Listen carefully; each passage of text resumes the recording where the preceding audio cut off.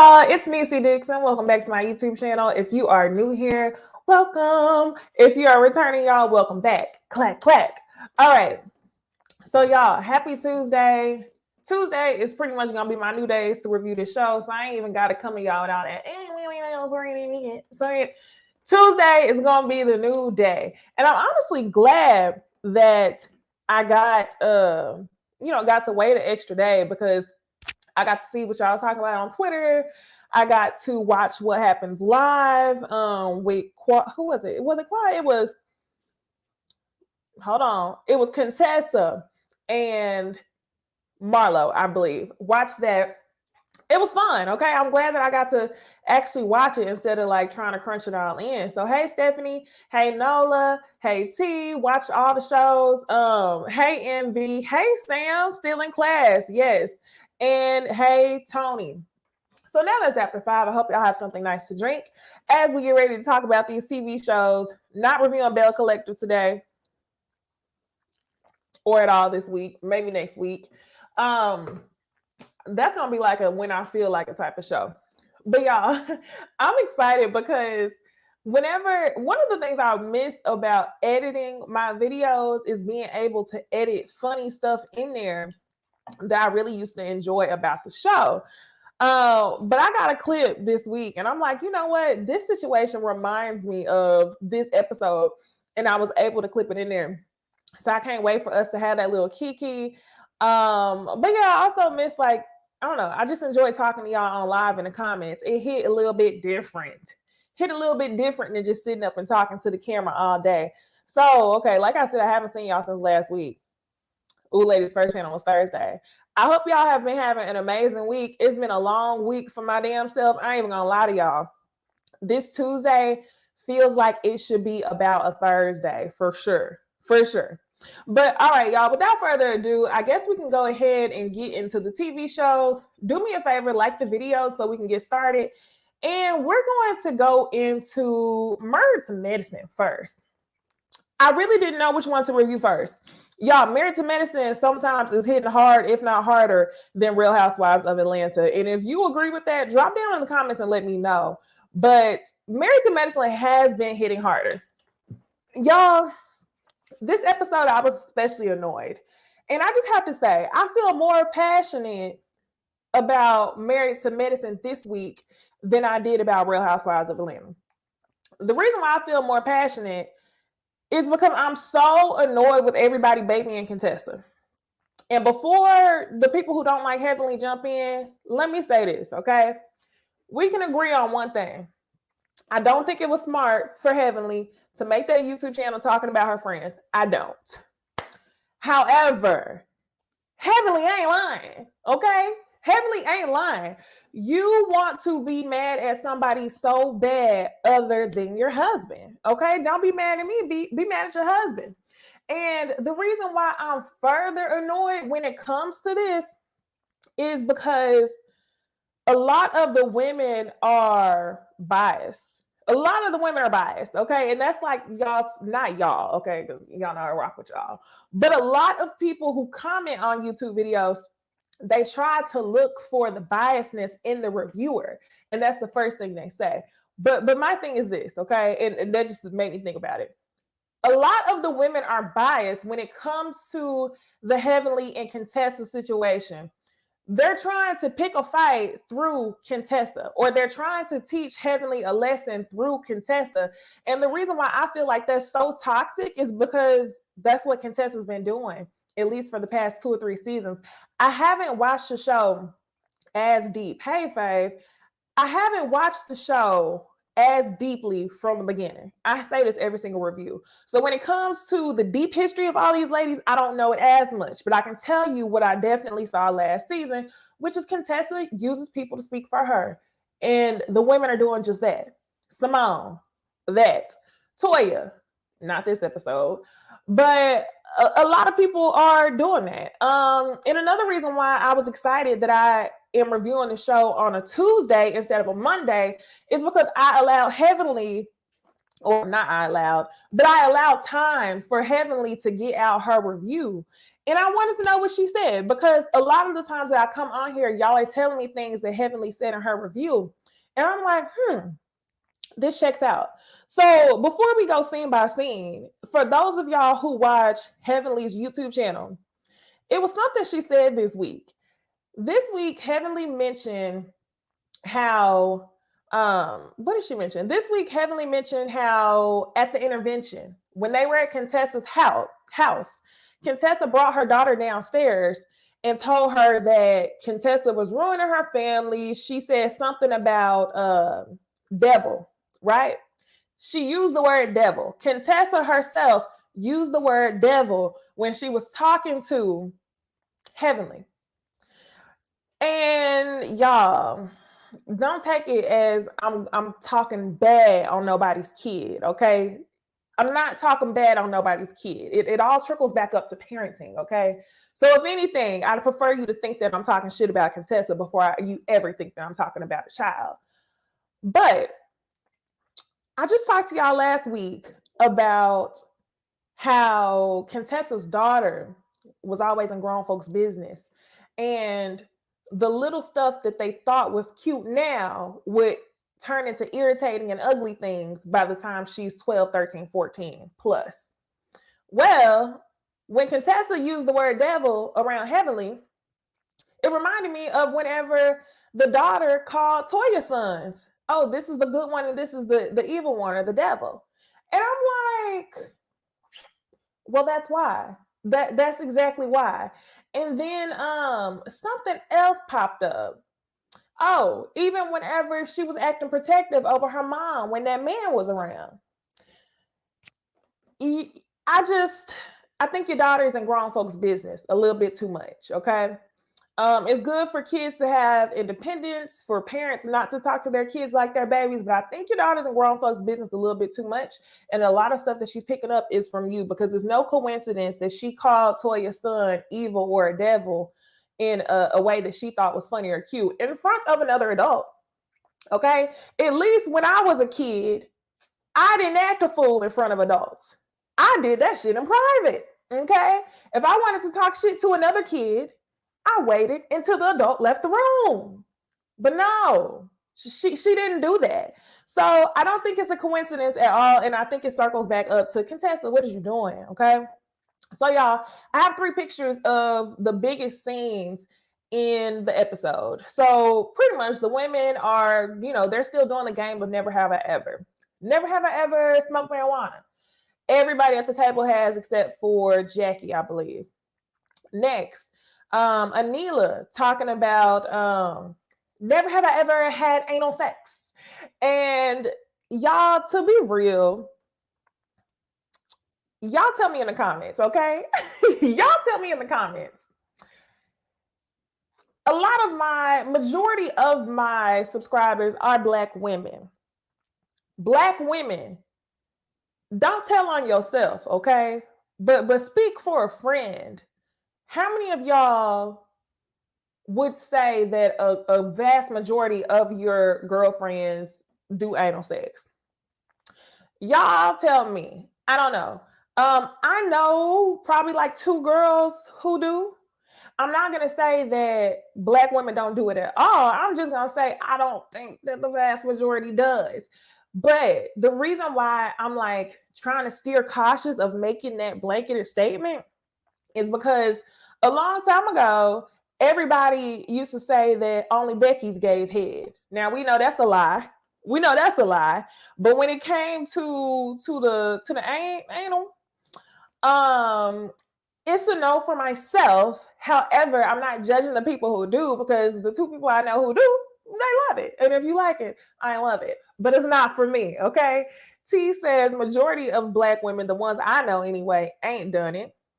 Yet there's D says 2 of my friends have. It's a no for me. And Sam says, I'm sorry, I don't know now 1. She don't know 1. Okay. Cameron says, I've heard some women say they tried it, but it wasn't successful. I have heard that. Alf says, oh, my friend group are freaks. Okay. Hats off to you and your friend group. And then Nola says the ones that I know don't do it often. Yeah. So I felt like Anila. I was like, is this one of those things? I ain't mad at you if that's what you and your husband like to do. Personally, y'all, I feel like if that's your husband, whatever you and your husband do, ain't no limits to whatever y'all want to do. I'm not judging, okay? So the other thing they end up talking about is like, have you ever had sex on a beach? And Toya starts reminiscing about how she had sex with a man that was hot on a beach. And it's just interesting because I told you I got the chance to watch Heavenly's YouTube review. I don't know if I watched all of it, but a good portion of it. And Heavenly was talking about how Toya is always down talking Eugene, or either it seems like she doesn't like him. And the reason why I think it's funny that Toya was just really reminiscing, you could tell when she was thinking about the man. Whenever you go through something, and you think about it and your body muscles start reminding you that muscle memory of the, oh my gosh. You know what I'm talking about?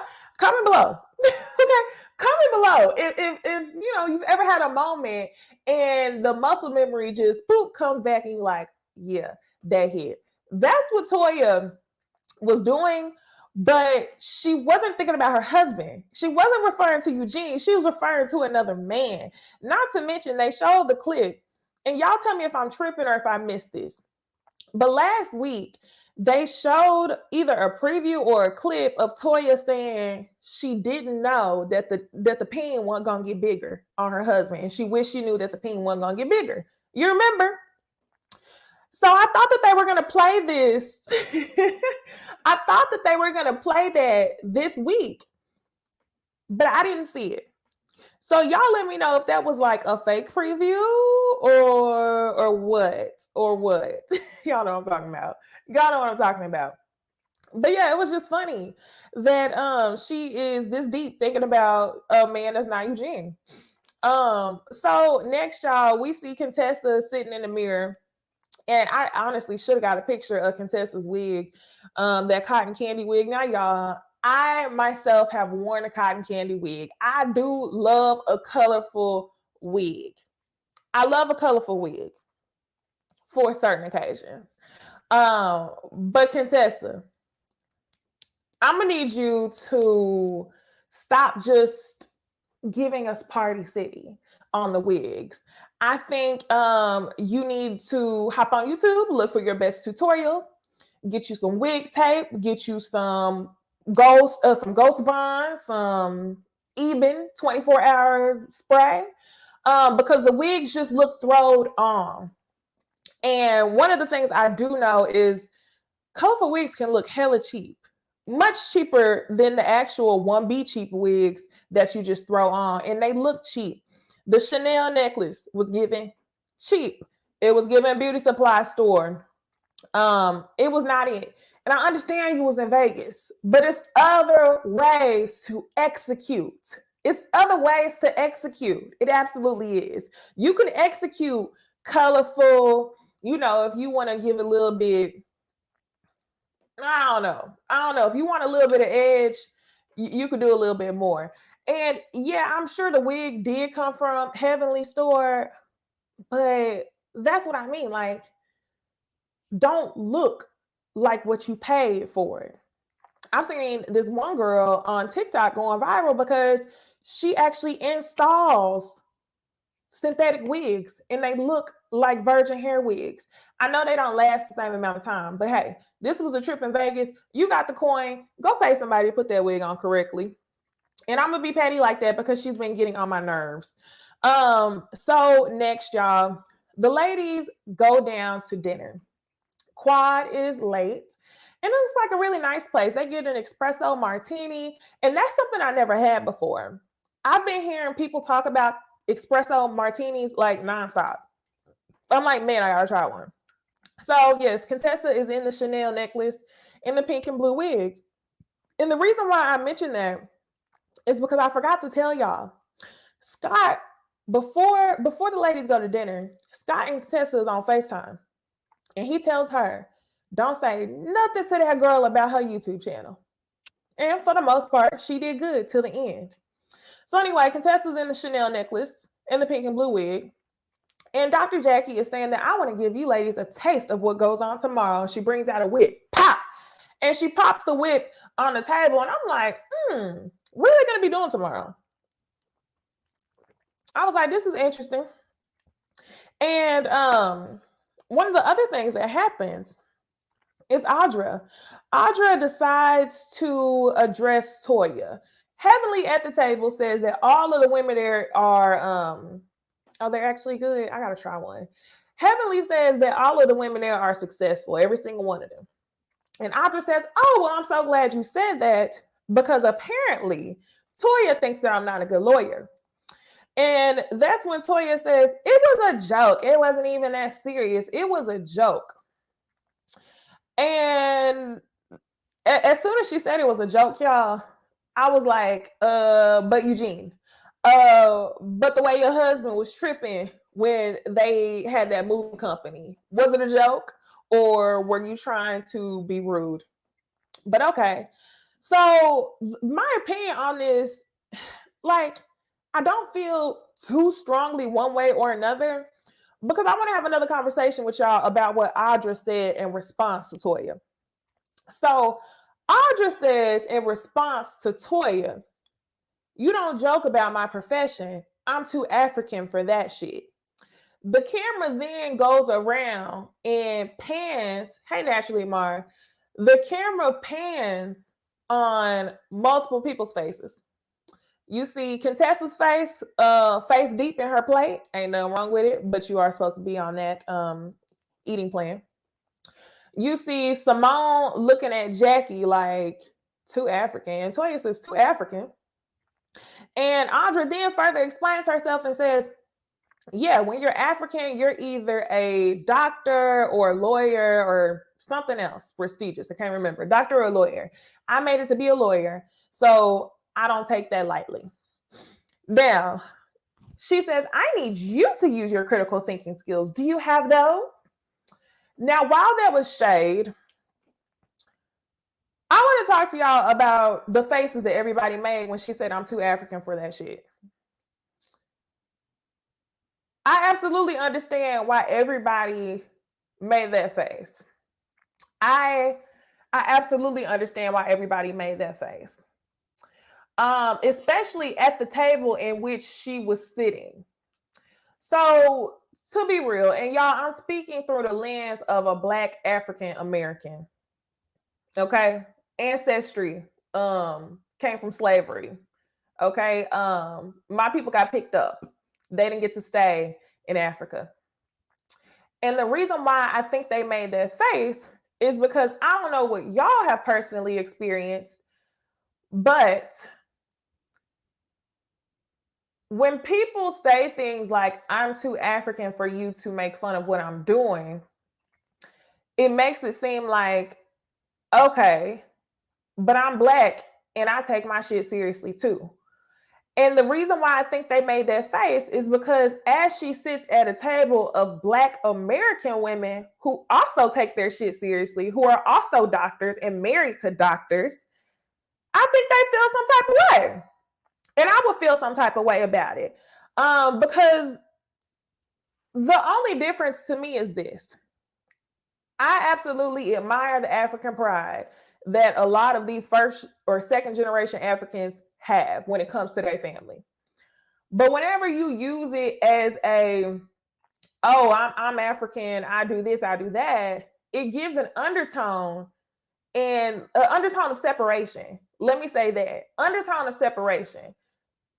Throughout all of my experience, the only time where African people, through my experience, the only time where African people go out of their way to separate themselves or identify themselves differently than African Americans is typically when it comes to success and heritage.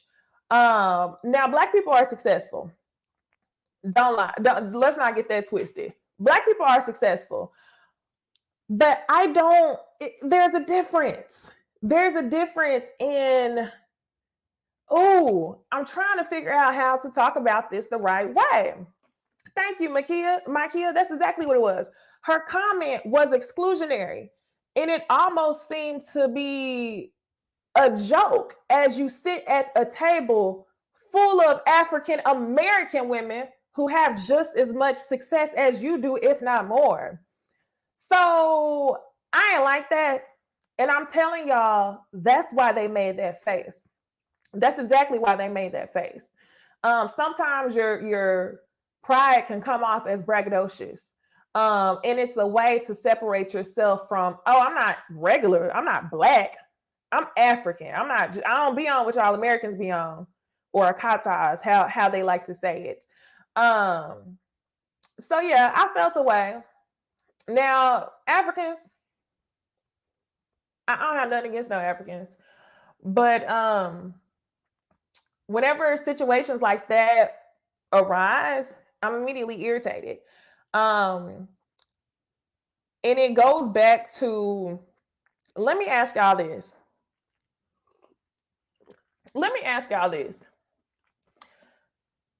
Why is it that a lot of Black people equate, and I heard this on one of these episodes I was watching, I can't remember what it was. I can't remember. Y'all probably watched the episode this week. But somebody mentioned, why is it that a lot of Black people equate struggle with success? Or they feel like if you went through more struggle, or it's like my struggle outweighs your struggle, or my parents are more strict than your parents and I'm still here. And that's not healthy. That's not healthy. You may have been a first generation African, your parents didn't know how to speak English and you went to college. Cool, that's a struggle. That is amazing that you were able to overcome that. Now, on the other hand, a lot of things that people like to ignore when it comes to the African American community is the systemic racism. Y'all don't understand that already sets people back generations. Sometimes if people in your family didn't work 2, 3, 4, 5, 6, 7 times as hard, like, I think at the end of the day, people who hold those titles like doctors, lawyers, this, that, and the third, as a Black person, that says enough. That says enough. And I was just like, Audra, I liked you. That was cute, but you sound stereotypical as fuck. Because as we sit in the same room and we break bread at the same table, you're not gonna use that flex, okay? Your people didn't get picked up. Our people got picked up, okay? You was probably a hop and a skip away. But look at y'all at the same table. So I wanted to talk a little bit about that. Just because they skated over it, nobody wanted to say why they made those faces, but that's why they made those faces. April says ancestral trauma. Alf says pretty much the same thing. Danielle says, I feel like most Africans feel that we as Black Americans are lazy. I have heard that stereotype. Hey, Troy. Troy says everybody loves a come up story and to be able to say they got it out the mud. Facts. I hate that. I hate that shit. I hate it. Ramel says, yes, I can't stand when people do that. Had an old friend like that, always comparing lives in childhood. Ugh, y'all. And then let's not even like start layering in socioeconomic status, okay? If your parents got out the hood a generation or two before somebody else's, okay, we're gonna save it for another day. I'm sure it's gonna skate back around. So next, y'all, they end up going to the sex toy shop. And these women do love a good sex toy because I remember them having that sex toy party. And I ain't mad at y'all. I'm glad that y'all are into that. I think y'all should be influencing other older women at y'all's age to be using sex toys as well. I ain't mad at it, okay? Ride the wave. Okay? So one of the things I wanted to talk about is Toya and Anila said that they're both showerhead girls. I always hear this. I always hear people talking about showerheads. And I ain't trying to get y'all all up in my business, okay? I ain't trying to do that. But why would you use a showerhead where you could just buy a toy that's actually made to hit all the spots? Now, if y'all a shower head girl, drop down in the comments and let me know if you're a shower head girl. But I'm like, why? Why do you need a shower head when you can go buy the stuff that actually hit all the spots? I don't get it. So I'm like, okay. So next, y'all. Oh, okay. Alf says shower heads are life. I don't understand. I must not. Anyway, y'all, we go to the hotel. Back at the hotel, we see y'all are trip. My shower head is for cleaning. I don't get the shower head thing. What? I'm with you, T. Journey says that shower head hits. Oh, okay. So when it comes, okay, answer this question for me. So y'all who talking about the shower head hits, do y'all just have the rectangular shower head that you like move around and all that stuff? Y'all use that, or y'all are just using the shower head that sprays down and you just getting yourself in the right position and you standing up in the shower? Oh wow, 10 out of 10. Shower head. Okay, this is the comment for me. Alyssa says, sounds like the time before you had money.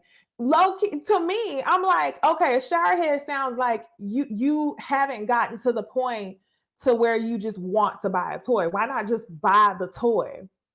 I don't get it. I don't get it. Okay. Y'all too funny.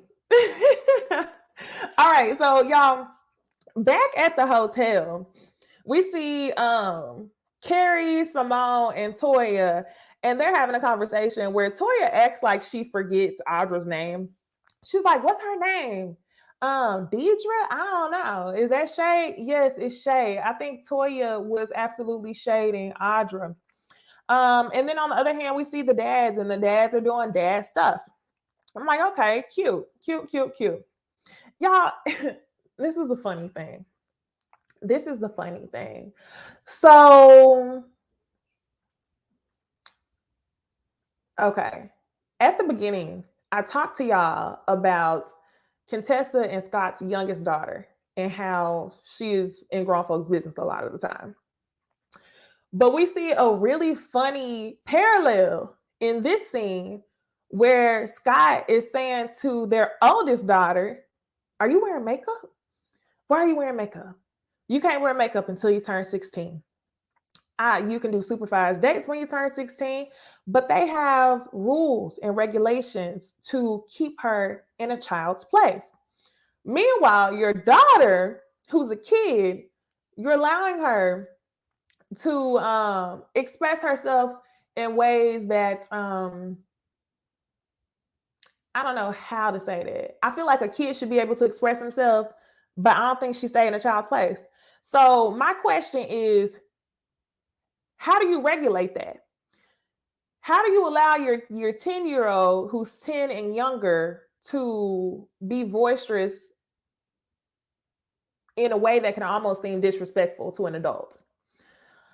But your daughter who is almost 16 can't wear makeup and it's not really disturbing anyone else. So how do you control that gap between like 12, 13, 14 that I talked to y'all about, when it's like, oh, well, you just let me say whatever the hell I wanted to say when I was a kid. Now I can't say whatever I want to say. Oh, well, you let me sit and talk to grown adults. Now I can't wear makeup because it's going to make me look too grown. I just thought that was an interesting parallel. So that was the only thing I really wanted to talk about when it came to the dads. Now, next, y'all, we get to brunch. And this is where everything goes down. Ramel said, I'm on Contessa and Scott's head. I'm not trying to be on Contessa and Scott's head, but I mean, their kids are living good. I mean, I'm not saying they're bad parents. Like I keep saying, y'all, every time I talk about parenting, I have to forewarn y'all, I ain't got no kids. So anything I say is just an observation. And I'm asking y'all the questions. How does that work? How does that work? I don't know. So now, y'all, it's time to get to the brunch where everything goes down. The second and third picture are from the brunch.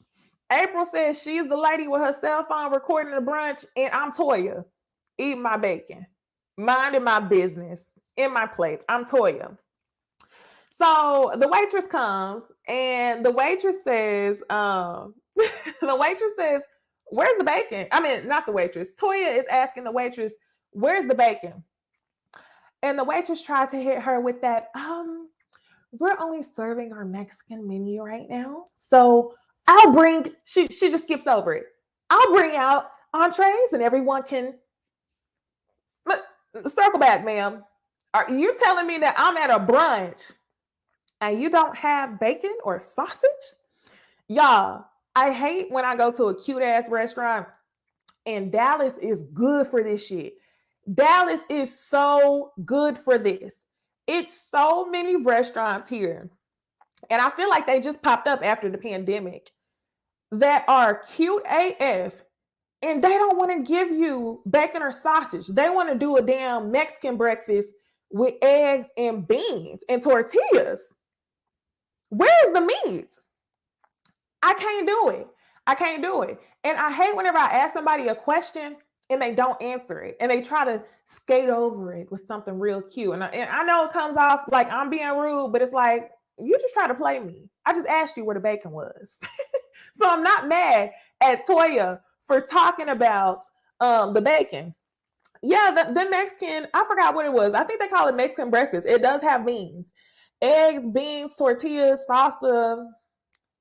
Give me the meat and cheese, okay? And the toast. Run me the pork now. Shit, I'll take some turkey bacon. I don't want no beans for protein for breakfast.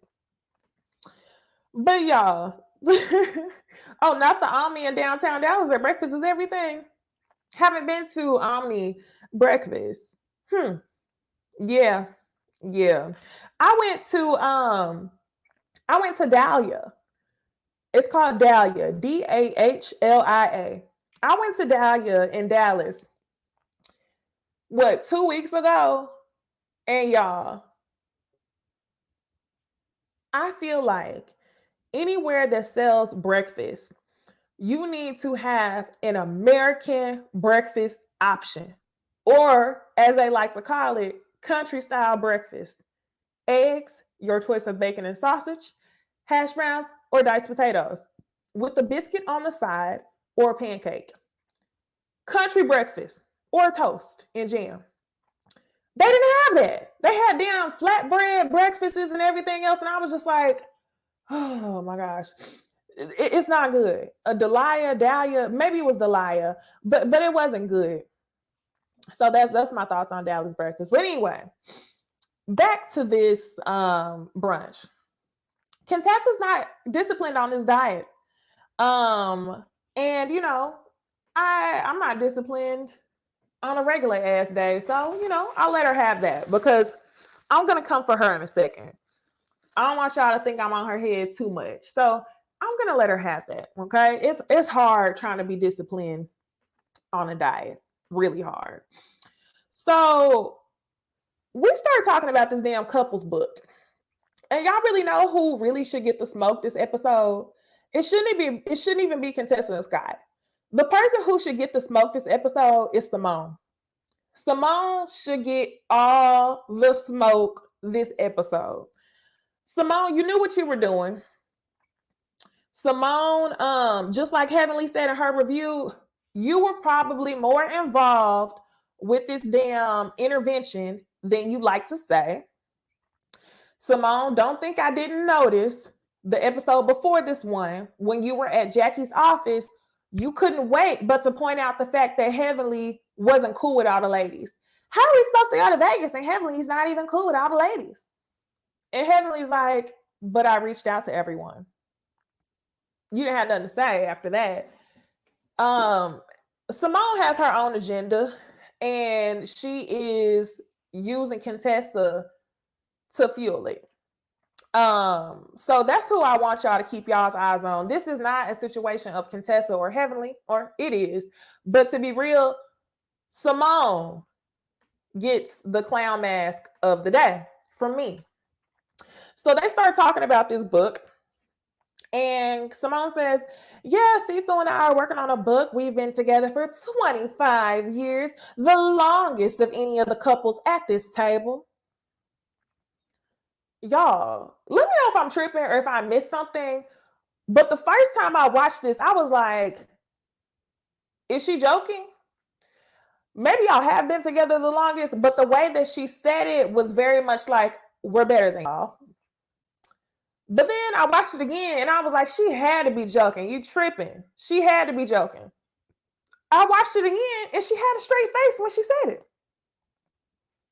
So I'm like, the longest out of any of you, okay, that's an amazing achievement.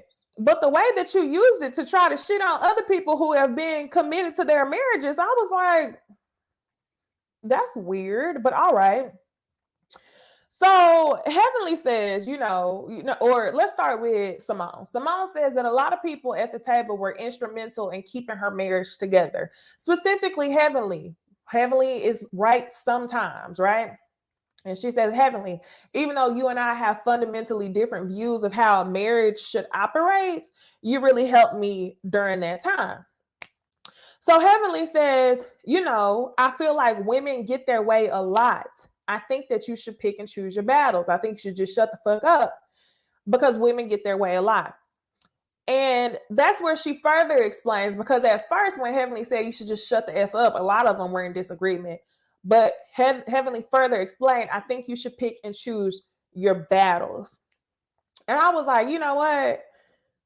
That's not bad advice. Pick and choose your battles. Now, the shut the fuck up part, I think that was just a bad way to explain it. So Contessa, with her shady self, is in the confessional talking about, what? Is it not Heavenly giving advice and you the one who don't tell anything about their marriage and you sharing advice? Are you coming out with a book? Now, Contessa, strike one or however many. That's rule number one, okay? Heavenly should write a damn book because that's on you. I think y'all need to listen to the words that come out of Contessa's mouth and listen to the statements that come out of Contessa's mouth, and you'll realize that Contessa is trying to place blame somewhere. So whenever she said, not Heavenly, who doesn't tell any of her business, trying to give marital advice, my question there is, why does Heavenly have to tell her business to then be credible enough to give marriage advice? Does that how it works? Or is it the fact that you're upset that she didn't share her marriage advice like you did, and now you have to wear a damn clown mask? I think that sounds a lot more plausible than Heavenly having to tell her business in order to give marriage advice. So that's one of the things I noticed she said. So next, Contessa says, you know what? It's actually dangerous to have too many people in your circle trying to do what everyone wants you to do, and then you get pulled in different directions. Now, y'all, let's break that part down. Contessa says it's dangerous to have too many people in your circle trying to do what everyone wants you to do, and you get pulled in different directions. Everything that Contessa is saying more about Contessa than it says about Heavenly. So when Contessa says trying to do what everyone wants you to do, that's because you got your clown mask on, because you told people things about your husband that you would rather people not know. If you was going to stay with that man, then don't go telling everybody that. That's cardinal rule number one. If you want to stay with your man, don't call me on the phone talking about your man being trash, because what you could have done was let that man cheat in peace, let that man be trifling in peace, and when he decided to come back around and you decided to be his peace, that would have been just that, and I wouldn't have had any opinion on your relationship. But because you reached out to me for an opinion, now you got to wear your clown mask. So I think Contessa is saying more about herself than she actually is about Heavenly. She says, you feel like you got to be pulled in all these different directions and doing what everyone wants you to do. So another part of that is, yes, you regret telling people your business. But secondly, now you're trying to place blame. You're trying to make it seem like people wanted you to leave your husband. Maybe the viewers wanted you to leave your husband. But when it came to the women on their show, I don't think, well, maybe so. Maybe they did want you to leave your husband. But y'all, let's get back to that. The only reason why the women may have had an opinion on if you should leave your husband or not is because you opened the door for everyone to be involved in your marital issues last season. So now you're trying to make it seem like someone was making you leave your husband because of the decision that you made to involve people in your business that could have stayed in your house, honestly. So that's the next point. So Heavenly says, and I love that Heavenly already caught all of this. So as Contessa says, you're doing what everyone wants you to do. It's not good to have everybody be your friend. Heavenly then says, well, I don't have that flaw. She says, I'm staying with my damn man, whether y'all tell me some shit that's true, whether y'all tell me some stuff that's false. And in other words, that's Heavenly's way of saying, well, you're a damn fool if you can be pulled in different directions to leave your man, because I would never leave mine. Basically saying, nobody else's opinion matters to me when it comes to my husband. And Contessa, you should be able to stand 10 toes down, and you should be confident enough in your man that you don't have to argue with people, and that you don't have to villainize Heavenly to justify you staying with your man after we saw what he did last season. So I was just like, okay, I already know what's going on. So Simone, she jumps in it again. Simone says, well, you have to understand, Heavenly. Contessa's trying to say to you, it hurts whenever someone makes up something about your man and co-sign it. Y'all, did I miss something? When did Heavenly make up something about Contessa's man? She said that she thought that he was kind of abusive. And I watched the show before I even watched Heavenly's YouTube channel, and I thought their relationship was abusive. Contessa, I'm not going to say physically, but mentally and emotionally. Contessa was literally afraid to express herself, and she allowed other people to do that for her last season. She allowed Quad to announce the divorce. She had the women ambush him at an event last season, talking to him about him and this damn therapist. And now you have Simone expressing herself for Heavenly because you can't stand 10 toes down. And now you collectively with your husband decided to make Heavenly the victim because you don't want to stay accountable to the things that you said about your husband when you were mad. And I wholeheartedly agree with what Heavenly's saying, y'all. But back to the beginning, I don't think that she should have been making a YouTube channel. But when it comes to Contessa and everybody fighting on Contessa's behalf, I think it's bullshit. So Heavenly is saying she put that shit out there. Nobody made it up. Contessa is yelling from her belly like a damn emo kid. Words have power. Words have power. I can't stand to hear Contessa yell. She yells from her belly. Words have power. And Heavenly says, I'm not going to put my marriage out there for people to talk about. Everybody talks about everybody in this MFer. And I'm like, yeah, you're exactly right. But Heavenly, where you're wrong is you talking about it on YouTube. I can't talk about my friends on YouTube. So I get it. So she says, you mad at your man, not me. Go be with your man. Go be mad at your man. And Contessa says, okay, so we don't fuck with each other. We don't F with each other. And they're yelling, they standing up, wigs swinging left and right. Contessa ain't got the pink and blue wig, so her hair is actually swinging instead of sitting stiff.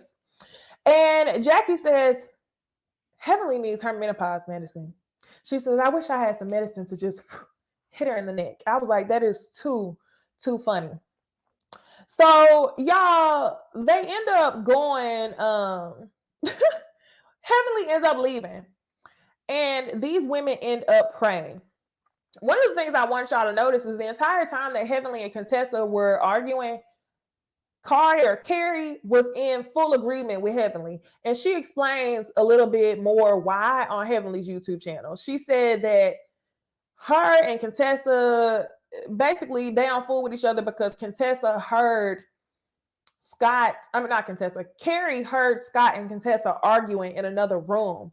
Carrie went and told Toya, but Contessa turned it into some sort of lie as though Carrie went and told production that Contessa and Scott were arguing. And that's another one of those things where it's like, girl, you always got to put the blame on somebody for you and your husband doing some embarrassing ass shit. Y'all knew y'all shouldn't have been arguing in between them thin walls, but okay. So the group ends up praying. Lord, I want to pray. I want to send a prayer for Contessa. I want you to bring peace to her heart.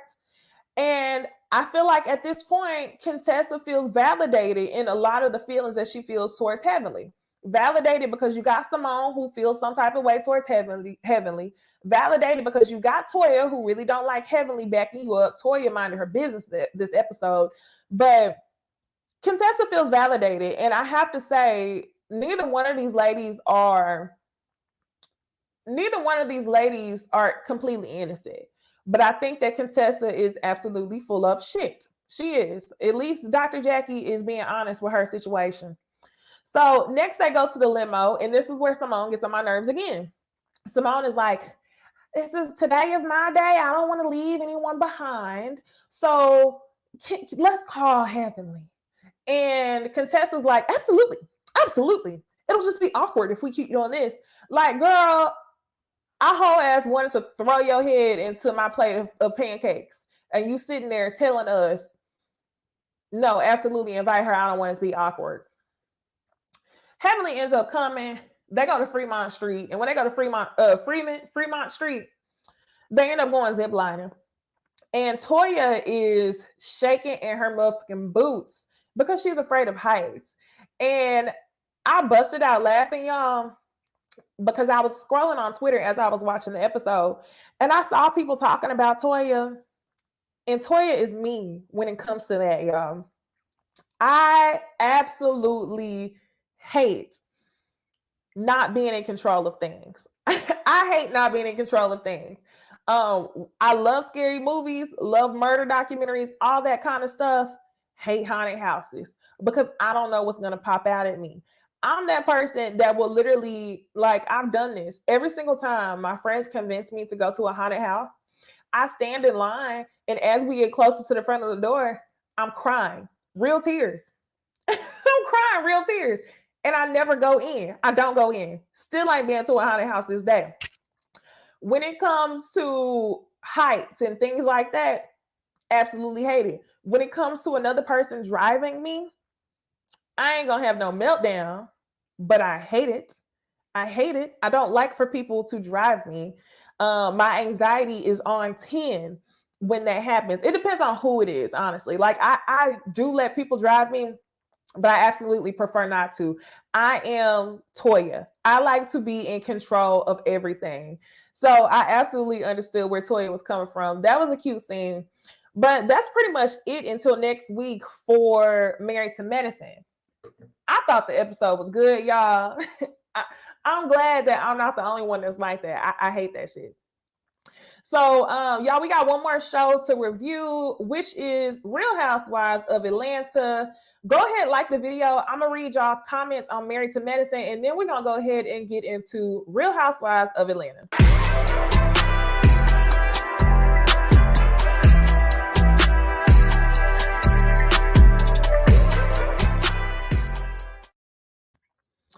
All right, y'all. Ramel said me too. Alf says, I don't do haunted houses as I don't like to be scared, nor do I like for things to touch me or come into my personal space. I see no fun in that. I feel you. Kenya says that's the Scorpio in us. You know what's funny is everybody thinks that I'm like hard as a rock, but I'm actually not. And I think that is the Scorpio in us because when I get in situations like that, they're like, what? Crying? For what? Like, no, I like to be in control. Okay. You're not gonna end my life on my accord. I mean, on your accord. My shit not ended early because you don't know how to drive, or you forgot to tighten that zip tie. Hell no. All right, y'all. So it is time to get into Real Housewives of Atlanta. I was absolutely all the way here for Candy this week. I was here for Candy last week. Candy did not, her voice wasn't shaking at all when she was cussing out Marlo. I would never skydive. Never in my life. Never in my life. I have no desire to skydive. None. Okay. So anyway, yes, and shout out to everybody who's gonna be watching this on replay. Comment below. So I was here for Candy. Okay, voice wasn't shaking. That's how you knew she really didn't give a fuck. Okay, gave none. Hey, Prosperity. So the episode starts out, and we see Candy and Todd, and they're basically just debriefing the whole Marlo situation. Now, this is another thing. Okay, I'm glad that I watched the after shows, essentially. Like, Married to Medicine after show is damn near Heavenly's YouTube channel. And Watch What Happens Live is the after show for Atlanta, basically. So I got to watch both of those things.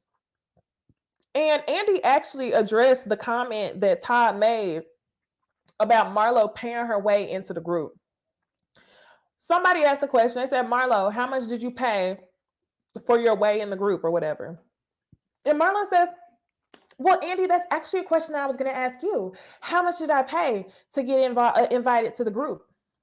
And Andy says, well, I still don't have any money. I don't, you didn't pay anything. And basically Andy invalidated what Todd said, right? Marlo said that Todd was probably just pulling one of her numbers and just talking ish. I absolutely believe Marlo paid her way to be in the damn group. Absolutely. Because number one, somebody reminded me that she was brought to the group by way of Phaedra. Now, I used to love me some Faye, but Phaedra is very much giving scammer. Y'all know damn well she knew what Apollo was doing. She knew damn well what that man was on. And she know damn well they don't deliver babies at 6 or 7 months as long as their lungs is fully developed. So just based off the character of Phaedra in the wigs that she's been wearing today, as well as the placement of her fillers that she's been getting lately, it's giving scammer. And it's giving birds of a feather. And it's giving you paid Phaedra to be on the show. I don't think that Todd is lying about that. But I get it, Andy. You couldn't admit to that, obviously, because, that would mess up the authenticity of these women actually knowing each other, even though we all know that these women don't really know each other. Hey, Nikki. Nikki says, paid in what way? An actual check to be on the show? Listen. Marlo may have not paid Andy, but the way that these women get on the show is they know somebody who knows somebody who knows somebody. Like when the show first started, Nene was talking about how she was like, oh, I know this white chick named Kim. Got Kim on the show. Kim was like, oh, I know Sheree. Got her on the show. You have to be recruited. And I'm telling y'all, the reason why I'm saying that Phaedra is a big scammer, like MB, is because Phaedra seems like she could be paid to say that she knew Marlo for her to come on the show. A lot of these women do that. A lot of these women do that. And I don't think that she may have paid Andy, but she probably did pay Phaedra cash money. She probably did. Shit, that's just my guess. Y'all tell me in the comments if y'all think that Marlo may have paid her way to get on the show. So yeah, they're debriefing Marlo. Next, y'all, we get to the lobby. And in the lobby, everybody's pretty much downstairs except for Kenya, and they're waiting for Kenya to come downstairs so they could go on a field trip. This episode was basically a damn field trip. Drew comes downstairs and she's talking about how her high school mascot was the Olympian and she's a track star and all this stuff. So Sonya gives her Olympic jersey to wear for the race that's going to go on later on. So everybody's on the bus and they're waiting for Kenya. And as they're waiting for Kenya, Sonya, well, it's been like 40 minutes at this point, and they waited for Kenya to get on the bus. And Sonya ends up texting her and was like, hey, we gotta go. And Kenya ends up texting her back, and she says, oh, okay, it's all good. Do what you have to do. I hate that I'm going to side with Sonya a little bit this episode. I'm about to tell y'all in advance. MB, you ain't never lied. That was a basketball pose. That absolutely was a basketball pose. It looked like it. I did not even think about it. Kenya was wrong for her tardiness. She absolutely was. But my opinions on this episode is a little bit split because I don't really fool with Sonya. And now that I have joined Team Twirl this season, I'm kind of like, hold on. So Kenya ends up saying, yeah, go ahead and do what you got to do. So on the bus, Marlo ends up apologizing to Ralph for the whole debacle that happened. Ugh, I'm triggered. Why did I just say the word debacle? I am triggered. Y'all know how you've been on too many work phone calls listening to them people say debacle? Why? Ugh. I feel like I need to take a nap to cleanse my body of this 9 to 5 talk. Ugh. Anyway, y'all, Marlo apologizes to Ralph on the bus for the whole situation that happened the night before when Marlo was coming for Ralph for not adopting Josiah, and she's trifling AF for kicking out her nephews. Speaking of, on Watch What Happens Live, Andy asked her about that. And he asked her something like, why did you come for Candy so hard this season? And Marlo did not want to answer the question genuinely. She tried to gaslight him and answered so many other questions. She was like, well, did you see what Candy said about me last week? She rated me a 2.5. Andy was like, yes, but that was last week. So why were you mean to her on the show? And she was like, oh, she gave some sort of answer that didn't even give a good excuse as to why she was coming for Candy on the show. It was unwarranted. Marlo on Watch What Happens Live also said that hold on, I shouldn't be laughing. Okay. Marlo on Watch What Happens Live, she also talked about the burglary that happened in her home. Thank God she's okay. But the reason why I'm laughing, y'all, I truly and thoroughly believe that Marlo is full of shit. Marlo has issues. I'm not going to say that nobody broke into her house, but I will say this. The part that was funny to me was whenever she was explaining the burglary that happened at her house, Andy ended up asking her, how'd you get them to leave? And she said, well, I said some words that they didn't like. Girl, what? Girl, what?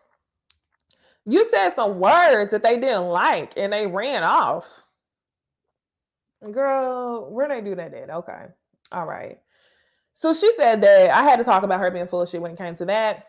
The other thing that Marlo also talked about on Watch What Happens Live was she said that it was a poor choice of words for her to say that she kicked her nephews out. She also wanted to clarify that she sent her nephews away to be with their auntie, who actually has a male figure in the home. And that's what makes me wonder, like, did she hear that from YouTube? Did she hear that from Twitter? Because I remember me and you, we was having conversations about where she sent the kids off to. I told y'all it was trifling as fuck that she sent them kids off to live with their auntie and her 4 kids in a 2-bedroom apartment. And my question was it a man in the house?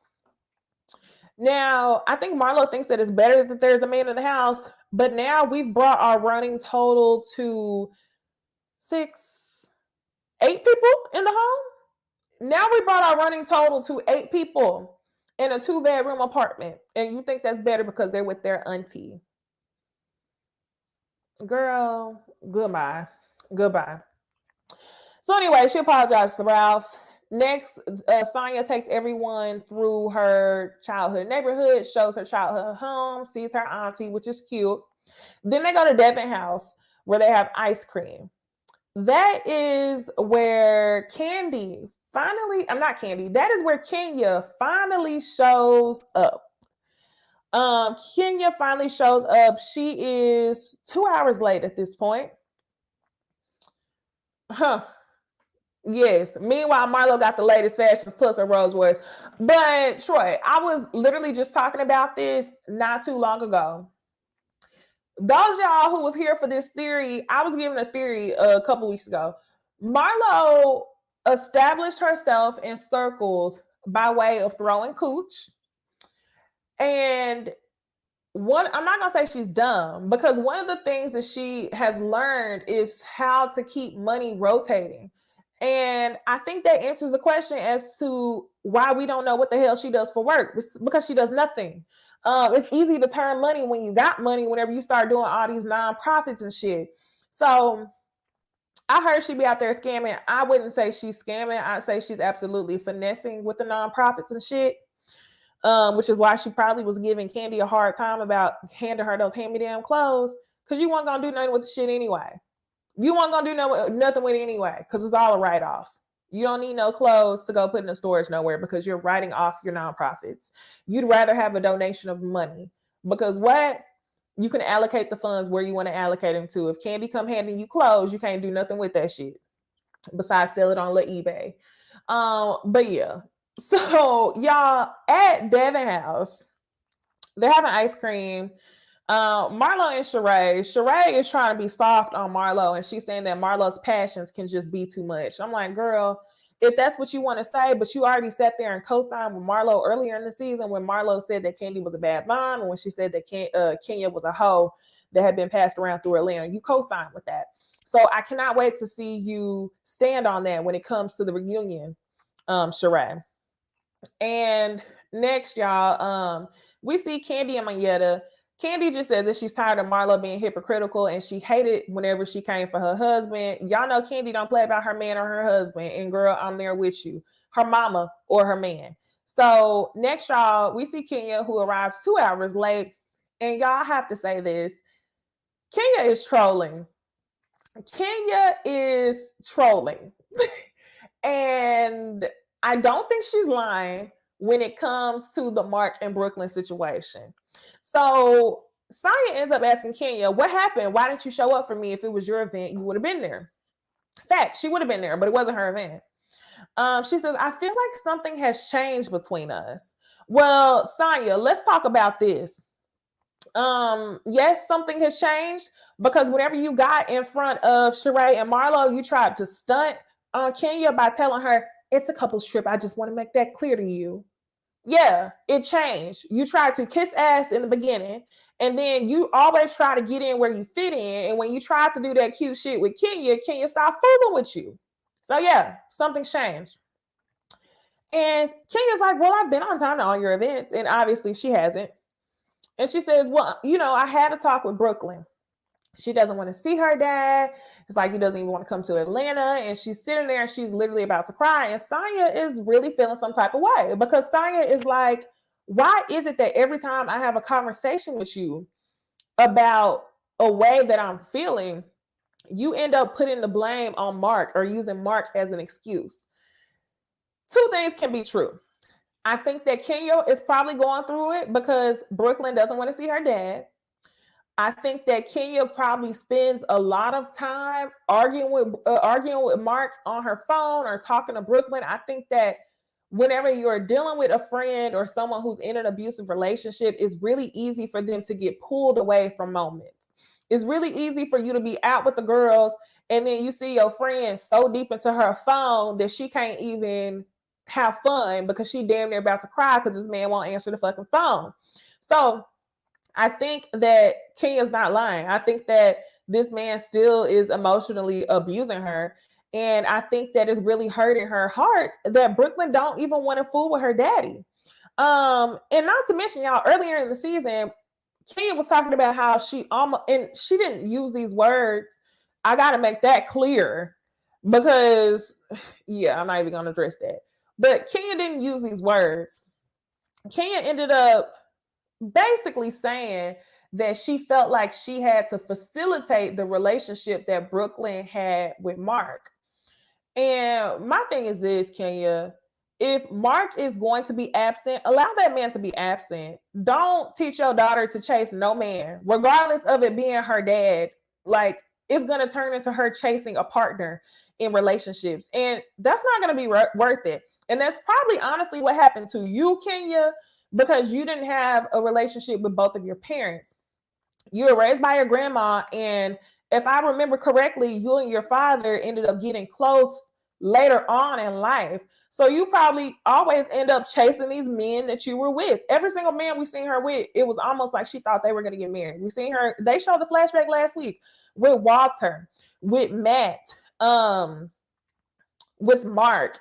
And it's like, Kenya is going to ride out any relationship, or she seems to be healed now, but Kenya was going to ride out any relationship, no matter how abusive it came off. She did that with Matt. Remember, y'all, Matt went and basically busted her garage door down, and she was dating that raggedy ass dude from the gym. That was Matt. He was raggedy as fuck. He looked like he worked at the YMCA. Next, y'all, with Walter didn't even really claim you, and you didn't care what it took as long as you got security from it, even if it was a false sense of security. So my thing is this, okay? I believe that Kenya is that invested in the relationship and her family situation that sometimes it can pull her away from the group. On the flip side of things, I don't think that you should feel responsibility to force Mark to have a relationship with his daughter, because at the end of the day, I don't think it's worth it. I think you should just let that man be and teach your daughter that she will be fine without him. And when he wants to come around, she can decide if she wants to allow him in her life. It shouldn't be no damn rotating door. So Sonya thinks that she's full of shit. But I actually believe Kenya when it comes to that situation. So next, y'all, they get on the bus and we see Marlo, and she is trying to talk to Candy. And when she's talking to Candy, she ends up saying, "Hey, Candy, did you see that Simon just bought Portia a Rolls Royce?" And Candy was like, "Don't talk to me." And she was like, "What? You still mad about that? You childish AF. Grow up. I can talk to you if I want to talk to you." And Candy talking about, "Don't talk to me. Don't talk to me. Shut the fuck." She said, "Shut the fuck up, bitch." I was like, yes. I'm putting my hands up. Hey, yes. Okay. Because my thing is this. I was hoping that Candy would catch Marlo's fake ass drift before the season ended. And she did. I'm sorry, y'all killing me. Walter did look like Frank from Moesha. Y'all need to stop. He did look like Frank from Moesha. But anyway, I was like, yes, Candy, because I need somebody to hold Marlo accountable for her fake stuff. Marlo, with her rotten ass peach, will do somebody dirty, drag you through the damn mud. Talk about your mama don't even want you. Okay? Talk about crazy shit. Talk about your husband in front of his face. Bring up your mama at a table. And then turn around. And when she wants to make well, it's, "Oh, why are you doing that, Black Queen? Oh, grow up." Grow up. So she was like, "Okay, fine. I'm sorry. I'm sorry for making you mad." And Candy says, "Keep your sorry. Keep your motherfucking sorry." And I felt you on that. Because some people need to keep their motherfucking sorry. Keep your MFing sorry. That's the Scorpio in me. And I was like, you know what? That's a word. That makes me feel better about holding on to some of the things that people have done to me, because people will do you dirty and then apologize. And it's kind of like, just keep your fucking sorry. Shout out to Candy, okay? That hit. So next, y'all, we get to the track field. And when we get to the track field, it's Marlo versus Drew. Drew looked so uncoordinated, the way she was up there high jumping, picking her knees up off the ground. It was cute. Marlo came out there with not a lick of clothes on, and it was very much giving build a body. Marlo was giving build a body. I wasn't even gonna say nothing about it before this episode, but I noticed even whenever they were at Todd's condo in New York, they showed a clip of her from behind. And I was like, oh my gosh. Like, I know we done talked about Kenya's donkey booty for years, but this is a damn Clydesdale booty. This is a bit much. This is a bit much. Marlo was giving Bill the booty in her sports bra and briefs. So they end up racing. Marlo is running so hard. Her titties are out. I don't know why she wore that outfit. It wasn't giving fashion. It wasn't giving functionality, but okay. And yeah, you're right. She does love to call Kenya fake booty. And Marlo definitely has a fake booty, the way it was looking. So Marlo ends up winning the race. Drew thought that she won. And she's running around, skipping, and then boom, her ankle gives out, and she then gets a ruptured Achilles. The priest runs down, and Marlo has to run away and put on some clothes because she don't want the priest to see her build a body, build a booty. So as they're on the bus, Sonya ends up handing out the open invitation. I got iFit at 9:30, and then we got this lined up, and this lined up, and this lined up. Marlo is the only one who made it to the iFit. Marlo was on the bus at 9:30 when Sonya told everybody to be on the bus. Then we see Kenya on the phone with the front desk lady at 9:50, 20 minutes after the bus left. And she's asking, oh, they said not a priest, a politician. I thought she said it was a priest. I thought she did. Just because it's a designer doesn't mean it's cute. Okay, I feel that. So, T says, how you don't want another woman to see you like that, but you are comfortable around married men like that? Interesting. How you don't want another woman to see you like that, but you are comfortable around married men like that? I think that's an interesting comment because people are going to argue this two ways. One, that man gonna do what he want to do. He look at Marlo, let him look at Marlo. And other people are gonna argue like, girl, have some couth about you. So yeah. Okay, Julie says she's just the minister of sport. I've never heard that before. I did not know that. Their politicians are called ministers. I'm gonna learn something today. So anyway, minister of health. She came out because Drew was hurt. Cool. Okay, so let's get back to iFit. Only Marlo made it. Marlo was on the bus at 9:30. Kenya is on the phone with the front desk lady 20 minutes after the bus left asking what's going on. And the lady's telling Kenya, like, they already left. Kenya and Sheree are like, we feel disinvited. We just feel disinvited. She's not answering the phone. We haven't heard from her all day. And then we pan to Sonya. We find out that Sonya actually lost her phone that day. Did she lose her phone? I don't know. Should Kenya and Sheree have been down at the damn bus at 9:30 when she said the bus was gonna leave? It was gonna leave. Yes, they should have. So we see Candy and Drew. Candy and Drew are practicing lines, and Drew is giving out all this acting advice. That was funny as fuck. Drew Sidora, girl, you did your thing on the game. You did. I was really mad at you. I was really mad at you for thinking that you was Derwin's girlfriend. And he cheated on Mel. Oh, I was mad at you, Drew Sidora. I was. You did your thing when it came to that. But outside of the game, I can't name anything that I remember you in. Oh, you were on That's So Raven. You were her cousin. You did good at that too. I think, wasn't she the bougie cousin for That's So Raven? You was good. You was good at that too. But it was just comical to see her give Candy all this unsolicited advice. I was like, girl. So next, they end up talking about the nitty-gritty.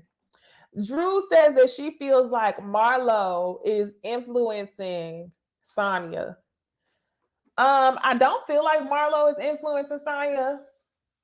I feel like Sanya is a chameleon. Sanya is a jump how high. Sanya is a see do, Real Housewives see, Real Housewife do type of girl. Somebody said no, she wasn't the cousin. Who was she? She was on That's So Raven, right? Was she the girl who Eddie had a crush on? She was on the show. But oh yep, she played in the TLC movie. Oh, and she did play in White Chicks. Y'all right. Y'all right. Y'all right. Okay, we gonna put some respect on her name. Y'all right. So anyway, Drew feels that Marlo is influencing Sanya. I have to say, I don't think that Marlo is influencing Sanya. I think that Sanya is easily influenced. Sanya does whatever she sees somebody else do, and she wants people to, she just wants to feel included. Sanya's whack as fuck. I'm sorry. 4 gold medals, 1 peach. You still have no clout. The clout that you were talking about in the beginning, it's not there for me. Because the things that Sanya is doing on this show is whack AF. And I'm gonna talk about Ross. So while all the ladies are doing their own thing, we see Kenya, Sheree, and Monyetta, and they're on the boat ride. Kenya is mocking Sanya. Bo, bo, bo. It was funny. She was mocking her. Sheree says that she's been grinding, working on She by Sheree. And as she's been grinding, working on She by Sheree, she says that she has a fashion presentation to show us. She wanted to take a lot of the pressure off of it because a fashion show would have been too much pressure. She has a fashion presentation. Y'all, this is what I think a damn fashion presentation is. It reminds me of like the rounds that you go through whenever you are, what phase are you in? Discovery, in my Karen Huger voice. Presentation, and the fact that in the previews next week, you're trying to get samples. This means that you're going to do a bootleg fashion show with the models wearing manufacturer samples, meaning vendor samples, meaning this is nothing that you originated. This is nothing that probably your designer did. This is probably some manufacturer shit that is high volume that people have everywhere else. That the Instagram boutiques with the athletic clothes have, all they did was put a She by Sheree tag in it. And I bet y'all at this point, since it's a fashion presentation, it's not even going to have the She by Sheree tag in the clothes. It's probably going to have an item number so the vendor can reference it. So this is going to be pretty bootleg, in my opinion. I wish Sheree the best, but at this point, She by Sheree is giving She by Neverland. She by Never, okay? So Kenya and Monyetta are dancing. They're having fun on the boat. And I'm like, okay, this is cute.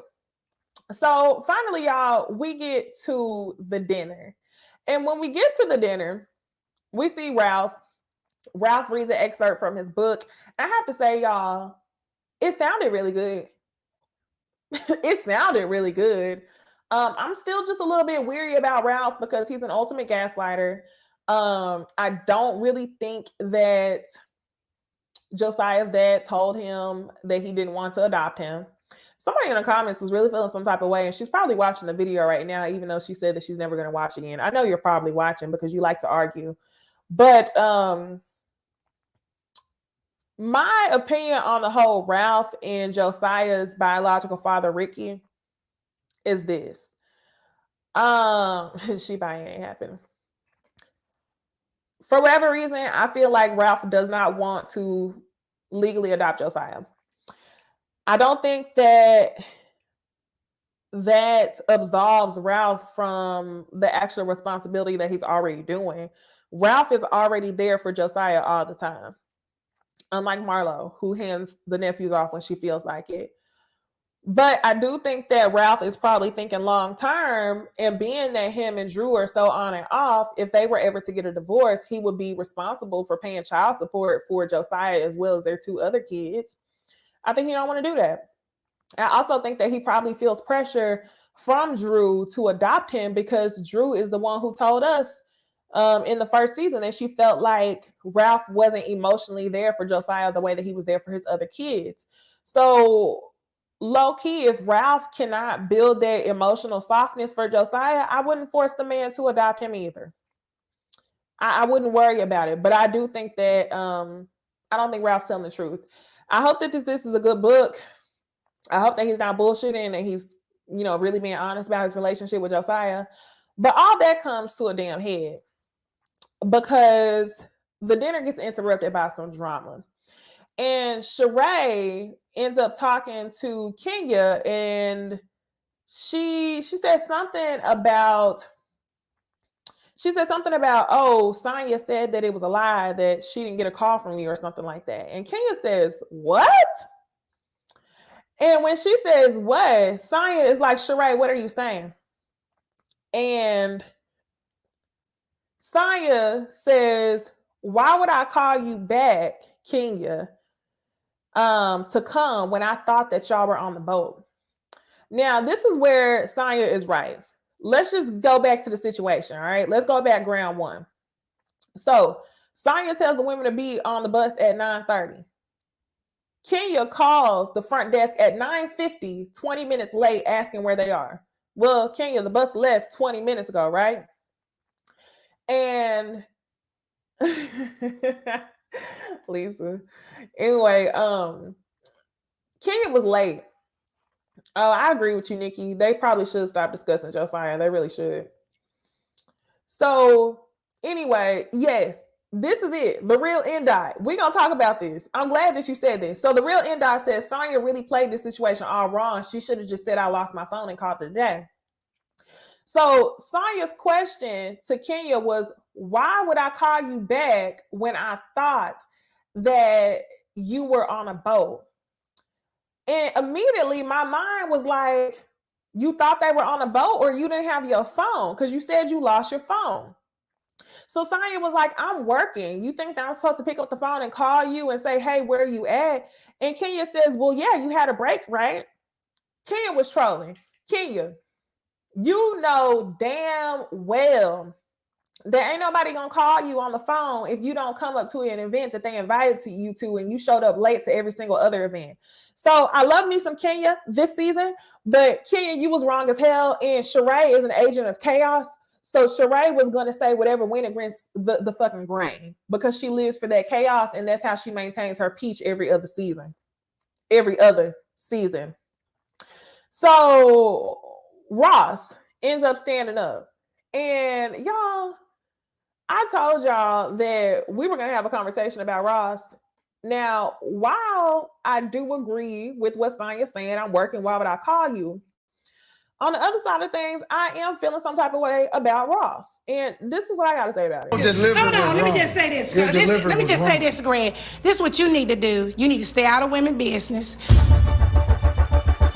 You are causing problems. You are the only husband, boyfriend, fiance that gets involved in women's business. We happen to like Peter a whole lot better than Patricia.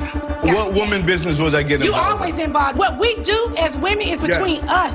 You need to roll with these fellas and not try to roll with these women. I don't roll with nobody, baby. Okay, well, you need to stop trying to roll with the women, okay? You need to stay out of women's business. You stop trying to be a damn bitch.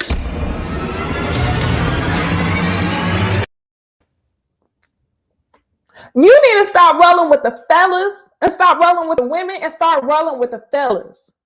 You stop trying to be damn. Y'all, I felt some type of way about Ross involving himself, not Rosalinda.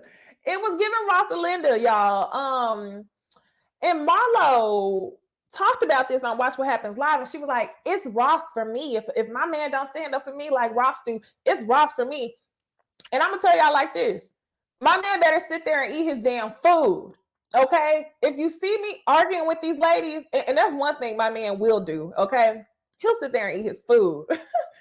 I'm thinking about one time exactly that I remember, and he sat there and ate his food when, yeah. But anyway, it's very much giving Ross felt empowered by Todd speaking out at the dinner table. And some people who just like to go against the grain.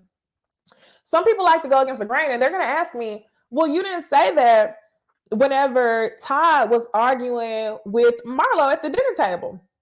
And I'm going to tell y'all what, I didn't say that. And the reason why I didn't say that was because Marlo addressed Todd specifically. And I feel like if Marlo addresses that man specifically, that man can give her a response specifically. But Ross, until somebody says something about you, pipe down.